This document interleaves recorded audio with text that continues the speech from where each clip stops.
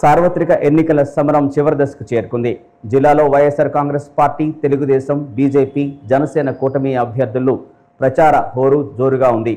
ఈ నెల 13న ఓటరు దేవుడు తమ ఓటుతో ఎవరిని కటాక్షిస్తారో, ఎవరిని తిరస్కరిస్తారో, పోటీలో ఉన్న అభ్యర్థులు మాత్రం తమ అదృష్టాన్ని పరీక్షించుకునేందుకు ఓటరు దేవుళ్లను ప్రసన్నం చేసుకునేందుకు శ్రమిస్తున్నారు. ఈ క్రమంలో పోటీలో ఉన్న అభ్యర్థులు తమ అంతరంగం జేకేసీతో పంచుకున్నారు.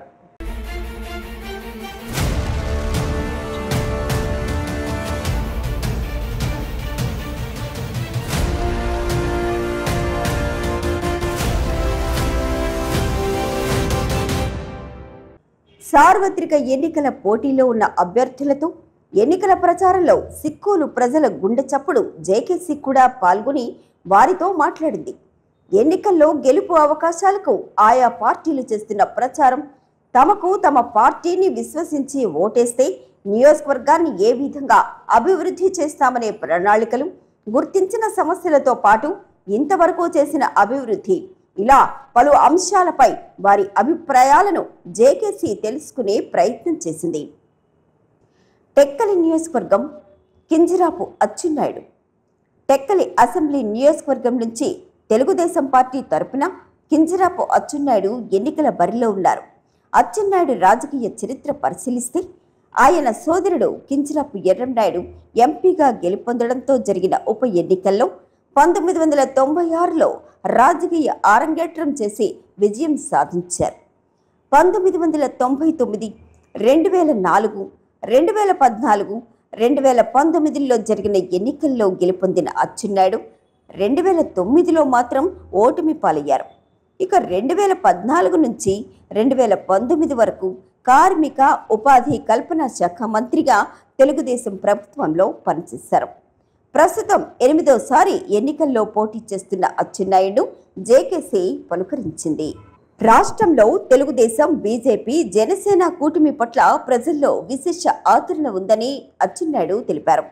సమర్థవంతమైన నాయకత్వం అందించే చంద్రబాబు నాయుడుతో పాటు ప్రధాని మోడీ, పవన్ కళ్యాణ్ల సారథ్యంలో ఆంధ్ర రాష్ట్రం అభివృద్ధికి దోహదపడుతుందనే విశ్వాసం ప్రజల్లో కలిగిందన్నారు. 5ఏళ్ల వైకాపా పాలనలో రాష్ట్రాన్ని అధోగతి పాలు చేసి చరిత్రహీనులుగా మిగిలిపోయారని అచ్చెన్నాయుడు విమర్శించారు. సార్వత్రిక ఎన్నికల్లో తమ కూటమి 160 సీట్లు విజయ దుందుబి మ్రోగిస్తుందని ఆయన ధీమా వ్యక్తం చేశారు. టెక్కలి నియోజకవర్గంలో 5ఏళ్ల పాటు ఎటువంటి అభివృద్ధి జరపకుండా కాలక్షేపం చేసిన పరిస్థితుల నుంచి సాగునీరు, తాగునీరు, శాశ్వత ప్రాజెక్టులు పూర్తి చేయడంతో పాటు స్థానిక యువతకు ఉపాధి కల్పించడమే ధ్యేయంగా పనిచేస్తానన్నారు. ఎన్నికల్లో ప్రజలందరూ సైకిల్ గుర్తుపై ఓటు వేసి తనకు విజయం అందించాలని అచ్చెన్నాయుడు విజ్ఞప్తి చేశారు. ఎన్నికల ప్రచారంలో ప్రజల స్పందన ఏ విధంగా ఉంది? నేను ఈసారి 6వసారి పోటీ చేయడం, చాలాసార్లు ఎన్నికల్లో పోటీ చేశాను, గెలిచాను. కానీ ప్రజల్లో ఒక ప్రభుత్వం మీద, ముఖ్యంగా ఒక నాయకుడి మీద ఇంత వ్యతిరేకత రావటం అనేది ఫస్ట్ టైం నేను చూస్తున్నాను. కారణాలు అనేవి అనేకం ఉన్నాయి. ఒక అభివృద్ధి జరగకపోయినా, సంక్షేమం జరగకపోయినా నెక్స్ట్ ప్రభుత్వాలు ఏం చేస్తాయి, వాళ్ళైనా స్వయంగా కష్టపడి బతికి జీవిస్తారు. కానీ ఒక వ్యక్తి కళ్ళెదురుగా ఒక అద్భుతమైనటువంటి రాష్ట్రాన్ని ఏ విధంగా నాశనం చేశాడనేది ప్రతి ఒక్కరికి కళ్ళకి కట్టొచ్చినట్లు కనిపిస్తుంది. కాబట్టి ఆ ఆక్రోశం, ఆవేదన ప్రతి ఒక్కరిలో కూడా కనిపిస్తుంది. అసలు ఎవడైనా సరే క్రిమినల్కి కూడా రానటువంటి ఆలోచనలు ఒక ముఖ్యమంత్రికి వస్తున్నాయి. ఈ మధ్య మీరు చూశారు, ల్యాండ్ యాక్ట్ ఒకటి తీసుకొచ్చారు. అసలు అది నేను ఫస్ట్లోనే శాసనసభలో చెప్పాను, ఇది చాలా ప్రమాదకరమైనటువంటి యాక్టు. దీనివల్ల అసలు గ్రామాల్లో లాండ్ ఆర్డర్ ప్రాబ్లం వస్తుంది, దీనివల్ల చాలా ఇబ్బందులు జరుగుతాయని చెప్పినా సరే కేవలం ఆయన వ్యక్తిగత స్వలాభం గురించి ఒక యాక్ట్ తెచ్చి ప్రజానీకానికి ఏమి ఇబ్బందులు పెట్టారో అదొక బెస్ట్ ఎగ్జాంపుల్. ఈ రకంగా రాష్ట్రాన్ని పూర్తిగా భ్రష్టు పట్టించాడు, రాష్ట్రాన్ని కోలుకోలేనటువంటి పరిస్థితి తీసుకొచ్చాడు. కాబట్టి మళ్ళీ ఈ రాష్ట్రాన్ని బాగు చేయాలంటే ఇంకొక మార్గం లేదు. తెలుగుదేశం పార్టీ, ఎన్డీఏ ప్రభుత్వం వస్తే దీనికి తోడుగా కేంద్రంలో ఉన్నటువంటి ప్రభుత్వం సంపూర్ణంగా సహకరిస్తే తప్ప ఈ రాష్ట్రం మళ్ళీ గాడిలో పడదు అని ఒక ఆలోచనతో ప్రజలు వచ్చారు కాబట్టి ఈరోజు స్పందన చాలా బాగుంది. మీ నియోజకవర్గంలో అభివృద్ధి ఏం జరిగింది? మేనిఫెస్టో అనేది దానికి వాల్యూ లేకని చేశాడు జగన్మోహన్ రెడ్డి. 99% హామీల అమలు చెయ్యకుండా రివర్స్లో, ఆయన జీవితమే రివర్సు. 99% హామీ చేశానని చెప్పి అబద్ధాలు నోరిప్పితే పచ్చి అబద్ధాలు మాట్లాడినటువంటి జగన్మోహన్ రెడ్డి ఆ మేనిఫెస్టో వాల్యూ లేకుండా చేశాడు. మేము 5 కోట్ల మంది ప్రజలు, అన్ని ప్రాంతాలు, అన్ని వర్గాలకి సమానమైనటువంటి న్యాయం చేయాలి. దానికి కావలసినటువంటి వనరులు కూడా ఏ విధంగా సమకూర్చగలమని చెప్పి ఆలోచన చేసే ఒక సమగ్రమైనటువంటి మేనిఫెస్టోని రిలీజ్ చేశాం. అది చూసిన తర్వాత ప్రతి ఒక్కరూ నభూతో నా భవిష్యత్, ఈ మేనిఫెస్టో అమలు చేయగలిగితే అన్ని వర్గాల ప్రజలకి సమగ్రమైనటువంటి సంక్షేమం ఉంటుంది, సమగ్రమైనటువంటి అభివృద్ధి జరుగుతుంది, దీనివల్ల రాష్ట్రం బాగుపడుతుందని ఒక విశ్వాసం వచ్చింది. అందువల్ల ఈ మేనిఫెస్టో వల్ల పార్టీ ఎక్కడికో వెళ్ళింది. అదే వైసీపీ మేనిఫెస్టో చూస్తే అసలు జ్ఞానం ఉండి పెట్టారో జ్ఞానం లేకుండా పెట్టారో అర్థం కాదు. పింఛన్ 500 రూపాయలు పెంచుతానన్నారు. అది కూడా 2028, 29లో పెంచుతాను. అప్పటికి పింఛన్ వచ్చిన వాళ్ళు ఉంటారో పోతారో తెలియదు. మేము అలా కాకుండా పింఛన్ అనేది ఒక్కొక్కరికి సామాజికమైనటువంటి అవసరం. అందుకే మేము 4000 చేసాం. 50 ఇయర్స్ ముందు బీసీలు కొనుక్కున్నాం. నేను మేనిఫెస్టోలో బీసీలు, ఎస్సీలు, ఎస్టీలకి 50 ఇయర్స్ మేనిఫెస్టో ఏప్రిల్ నుంచి చేసి ఇది జూన్లో అందిస్తామని చెప్పాం. అదేవిధంగా ఏదైతే తెలుగుదేశం పార్టీ ఆ రోజు అమలు చేసిందో బ్రహ్మాండమైనటువంటి పథకాలు ఈ 5 సంవత్సరాలు మొత్తం తీసేశారు. మీరందరూ సాక్షులు. చంద్రన్న బీమా సూపర్ డూపర్ హిట్ ప్రోగ్రాం. ఒక సామాన్యుడు ఆరోగ్యం బాగోలేక చనిపోతే 2 లక్షలు ఇచ్చేవాళ్ళు, యాక్సిడెంట్లో చచ్చిపోతే 5 లక్షలు ఇచ్చాం. అదే దాన్ని ఈరోజు మనం సాధారణంగా చనిపోతే 5 లక్షలు, యాక్సిడెంట్లో చచ్చిపోతే 10 లక్షలు ఇస్తాం. దీని అన్నింటికీ మించి హెల్త్ ఇన్సూరెన్స్ నాకు తెలిసి దేశంలో ఎక్కడ కూడా లేదు. ఒక్కొక్క ఫ్యామిలీకి 25 లక్షల రూపాయలు హెల్త్ ఇన్సూరెన్స్ చేస్తున్నాం. వాళ్ళకి డిజిటల్ కార్డు ఇస్తాం. దానికి ఆరోగ్యశ్రీ అప్లికేషన్ పెట్టుకోవాలను, లేకపోతే ఎవరి దగ్గరికి వెళ్ళాలను, మళ్ళీ రికమెండ్ చేయాలని ఆలోచన లేదు. వాళ్ళకి నచ్చిన హాస్పిటల్కి వెళ్ళి వారు జాయిన్ అయ్యి ట్రీట్మెంట్ చేసుకుంటే ఇన్సూరెన్స్ వచ్చే ఒక నూతన విధానాన్ని అమలు చేశారు. మేనిఫెస్టో అయితే ఏ ఒక్కరిని వదలలేదు. అన్ని వర్గాలని సమగ్రంగా చూసి మేనిఫెస్టో తయారు చేశారు. ఇది చాలా చాలా బాగుంది. ఇది నేను చెప్పడం కాదు, ప్రతి ఒక్కరు హర్షిస్తున్నారు. మీరు గుర్తించిన సమస్యలు, వాటి పరిష్కారానికి ప్రణాళిక ఏంటి? నేను అభివృద్ధిని కాంక్షించే వ్యక్తిని. అది నేను చెప్పుకోవాల్సిన అవసరం లేదు. 2014 అండ్ 2019 ఈ నియోజకవర్గానికి ఒక స్వర్ణయుగం. ఈసారి నేను ఈ నియోజకవర్గంలో ఉన్నటువంటి ప్రతి ఇంటికి స్వచ్ఛమైనటువంటి తాగడానికి నీళ్లు ప్రతి ఇంటికి ఇవ్వాలనేది మెయిన్ టార్గెట్ పెట్టుకున్నాను. ఇప్పటికే ఈ జిల్లాలో ఎక్కడా లేనటువంటి లిఫ్ట్ ఇరిగేషన్స్ పెట్టి వ్యవసాయానికి సాగునీరు ఇచ్చాను. మిగిలినటువంటి ప్రాంతాలకు కూడా లిఫ్ట్ ఇరిగేషన్తో కానీ లేకపోతే వంశధార నీరు అనేది 5 సంవత్సరాల్లో ప్రజానీకం చూడడమే మర్చిపోయారు. అందులో థాయిలాండ్ అయితే అసలు వంశధార మాకుందా అనే రీతిలోకి వెళ్ళారు. ఈసారి నేను దాని మీద ప్రధానమైనటువంటి టార్గెట్ పెట్టి మొత్తం వంశధార కాలువలన్నీ సిమెంట్తో లైనింగ్ చేయించి చివరి ఎకరాకు కూడా నీరిచ్చే విధంగా నేను ఒక పెద్ద ప్రణాళిక వేసుకొని ముందుకెళ్తున్నాను. ఇవన్నీ ఒక ఎత్తు అయితే నాది మెయిన్ ఎజెండా యువకులకి ఉద్యోగ ఉపాధి అవకాశాలు కల్పించాలి.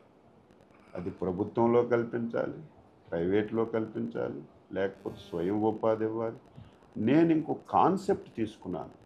ఏవైతే 4 మండలాలు ఉన్నాయో అందులో టెక్కలు ఉందో దీనికి దగ్గరలో బాగా ల్యాండ్ అంతా ఎక్వైరీ చేసి ఒక ఇండస్ట్రియల్ పార్క్ పెట్టి అక్కడ ఎవరైతే ఇంట్రెస్ట్గా ఉంటారో వాళ్ళకి భూములు కేటాయించి వారికి నచ్చినటువంటి విధంగా వారికి ఇండస్ట్రీకి పార్టీ నుంచి ప్రభుత్వం నుంచి ప్రోత్సహించి ఒక్కొక్కరు ఒక ఇండస్ట్రీ పెడితే వాడు ఒక 10 మందికి ఉపయోగపడే విధంగా ఈసారి నా ప్రధానమైనటువంటి దృష్టి అంతా కూడా ఉద్యోగాలు ఉపాధి కల్పించడమే ప్రధాన అంశంగా పనిచేసి ఆ రకంగా ముందుకెళ్తున్నాను. మీకు ఓటు ఎందుకు వెయ్యాలి? టార్గెట్ ఒకవేళ అటు ఇటు అవ్వచ్చు కానీ నా ఫిగర్ ఎప్పుడు పోదు. అన్నం తినేవాడు ఎవడు జగన్మోహన్ రెడ్డి కోటేరు నాకున్న అవగాహన ప్రకారం. నేను మొదటి నుంచి కూడా చెప్పాను 160 ఒక 5-10 అటు ఇటు అవ్వచ్చు కానీ నేను చెప్పిన ఫిగర్కి తగ్గదు. ఎందుకంటే వీళ్ళు కేవలం డబ్బుతోని వాలంటరీ వ్యవస్థతోని ఎన్నికలు చేయాలని చెప్పి ఒక ప్రణాళికాబద్ధంగా ముందుకెళ్తున్నారు. ఎప్పుడూ డబ్బు ఎలక్షన్లో పనిచేయదు. ఈరోజు రాష్ట్రం నష్టపోయింది, పిల్లల భవిష్యత్తు నష్టపోయింది. మనం ఈసారి ఏదైనా చిన్న తప్పు చేస్తే ఈ రాష్ట్రం వదిలి ఇతర రాష్ట్రాలకు వెళ్ళి చెప్పపట్టుకొని అడుక్కునే పరిస్థితి తీసుకొచ్చాడు. కాబట్టి నేను చెప్పిన ఫిగర్ 5 అటు అవ్వచ్చు ఇటు అవ్వచ్చు కానీ దాంతో తప్పనిసరిగా ఎన్డీఏ ప్రభుత్వం ఏర్పడుతుంది. మీ పార్టీకి లేదా మీకు ఎందుకు ఓటేయాలి? తెలుగుదేశం పార్టీ అనేది ఒక బ్రాండ్, పేదవాడు హృదయాల్లో పుట్టిన పార్టీ, నిరంతరం పేదవాడు గురించి ఆలోచించినటువంటి పార్టీ. ఈరోజు గొప్పలు చెప్పొచ్చు, చాలామందికి తెలియకపోవచ్చు. ఆంధ్ర రాష్ట్రంలో తెలుగుదేశం పార్టీ రాకముందు ఏ గ్రామానికైనా సరే మౌలికమైనటువంటి సదుపాయాలు, స్వతంత్రం వచ్చి అప్పటికే 35 సంవత్సరాలు అయినా సరే మౌలిక సదుపాయాలు లేవు. ఈరోజు తెలుగుదేశం పార్టీ ఒక నమ్మకం, తెలుగుదేశం పార్టీ ఒక విశ్వాసం, తెలుగుదేశం పార్టీ ఇచ్చిన మాట నిలబెట్టుకుంటుంది. తెలుగుదేశం పార్టీ సమగ్రమైనటువంటి విధానంతో అన్ని వర్గాలకి న్యాయం చేస్తుంది. కాబట్టే తెలుగుదేశం పార్టీ ఓటంలో గెలిచిన ఎప్పుడు ప్రజలు తెలుగుదేశం పార్టీకి విశ్వాసంతో ఉంటారు. అందుకే మీరు చూడండి, ప్రతి విపత్తు వచ్చినప్పుడు 2013లో రాష్ట్రం విడిపోయినప్పుడు అది ఒక పెద్ద విపత్తు. ఆ రోజు కూడా మళ్ళీ చంద్రబాబు నాయుడు ఉంటేనే ఈ రాష్ట్రం బాగవుతుందని చెప్పి ఆయన్ని సూచించుకొని ముఖ్యమంత్రి. అంతకంటే పెద్ద విపత్తు ఇది. కరోనా వచ్చి అందరం నష్టపోయాం. కరోనా పెద్ద విపత్తును, కరోనా కంటే ప్రమాదకరమైనటువంటి విపత్తు జగన్మోహన్ రెడ్డి. మళ్ళీ ఈ విపత్తు నుంచి ఈ రాష్ట్రాన్ని మళ్ళీ గాడిలో పెట్టాలంటే మెంటల్గా అందరూ ప్రిపేర్ అయిపోయారు. వ్యక్తిగతంగా 10 మంది ఏంటి చేయొచ్చు, వ్యక్తిగతంగా వేరే ఓట్లు వేయచ్చు, కానీ అందరి కాన్సెప్ట్ ఒకటే. మళ్ళీ ఆంధ్ర రాష్ట్రం బతికి బట్ట కట్టాలంటే, మళ్ళీ తెలుగు జాతి తలెత్తుకొని తిరగాలంటే ఏ ఆల్టర్నేటివ్ లేదు. 100% తెలుగుదేశం ఎన్డీఏ ప్రభుత్వం రావాలనేది అందరూ మెంటల్గా ప్రిపేర్ అయ్యారు. కాబట్టి గెలుస్తుందని విశ్వాసం కొన్నాం. ప్రజలకు మీరు చేసే విజ్ఞప్తి? శ్రీకాకుళం జిల్లా ప్రజానీకానికి నేను రాష్ట్ర తెలుగుదేశం పార్టీ అధ్యక్షుడిగా కాకుండా ఈ జిల్లా పౌరుడిగా ఒక విన్నపాన్ని కోరుతున్నాను. ప్రతి ఒక్కరు కూడా ఈ 5 సంవత్సరాలు వైఎస్ జగన్మోహన్ రెడ్డి పాలన ప్రతి ఒక్కరు కూడా చూశారు. నిద్ర లేనటువంటి రాత్రులు గడిపాం. అన్ని వర్గాలకి ఇబ్బంది జరిగింది. ఈ జిల్లాలో అభివృద్ధి అనే పదం, ఈ జిల్లాలో 8 స్థానాలు ఉంటే 6 స్థానాలు తెలుగుదేశం పార్టీ ఓడించి వైసీపీ గెలిపించారు. ఈ జిల్లాలో స్పీకర్ ఉన్నాడు, మంత్రి ఉన్నాడు, ఎమ్మెల్యేలు ఉన్నారు. ఈ 5 సంవత్సరాల్లో ఈ శ్రీకాకుళం జిల్లాలో అభివృద్ధి అనే మాట ఎక్కడైనా కనిపిస్తే మాకోటే ఎక్కర్లేదు.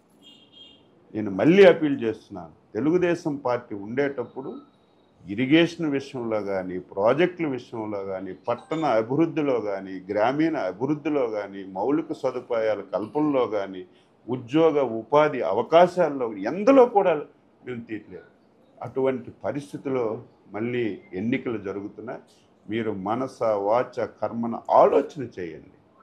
2014-19 జిల్లాకి తెలుగుదేశం చంద్రబాబు నాయకత్వంలో ఏం జరిగింది, 2019-24 వైసీపీ జగన్మోహన్ రెడ్డి నాయకత్వంలో ఈ జిల్లాకి ఏం అభివృద్ధి జరిగిందనేది ప్రతి ఒక్కరూ ఆలోచన చేసి ఏదైతే 8 సీట్లు ఉన్నాయో ఈ జిల్లాలో ఈ 8 సీట్లు ఏదైతే తెలుగుదేశం ఎన్డీఏ పార్టీ అభ్యర్థులందరికీ మీరు గెలిపించి మీరు రుణం తప్పనిసరిగా ఈ జిల్లా రుణం తీర్చుకుంటాం. ఒక ప్రణాళికాబద్ధంగా ముందుకెళ్ళి అన్ని విధాల పేదరిక నిర్మూలన చేస్తాం. అన్నిటికంటే ముఖ్యం బాధ ఆవేదన ఏంటంటే ఈ ప్రాంతం నుంచి చాలా ప్రాంతాలకు వలసలు వెళ్ళిపోతున్నారు. ఈసారి వలసలు వెళ్లకుండా ఇక్కడే ప్రతి ఒక్కరికి ఏదో ఒక ఉపాధి దొరికే విధంగా ప్రణాళికాబద్ధంగా ముందుకెళ్తాం. దయవుంచి అందరికీ చేతులు జోడించి నమస్కరిస్తున్నాను. మీ అమూల్యమైన అతి పవిత్రమైన ఓటు ఎన్డీఏ పార్టీకి చెందినటువంటి తెలుగుదేశం పార్టీకి 7 స్థానాల్లో సైకిల్ గుర్తుకేయాలి, ఎచ్చర్లలో కమలం గుర్తుకేసి అత్యధిక మెజార్టీతో గెలిపించమని చెప్పి కోరుతున్నాను.